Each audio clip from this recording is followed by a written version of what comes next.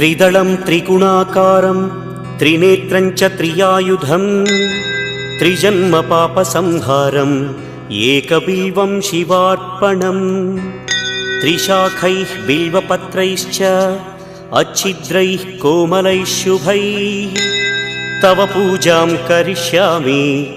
एकबिल्वं शिवार्पणम् कोटिकन्या महादानं तिलपर्वतकोटयः काञ्चनं शैलदानेन एकबिल्वं शिवार्पणम् काशीक्षेत्रनिवासं च कालभैरवदर्शनं प्रयागे माधवं दृष्ट्वा एकबिल्वं शिवार्पणम्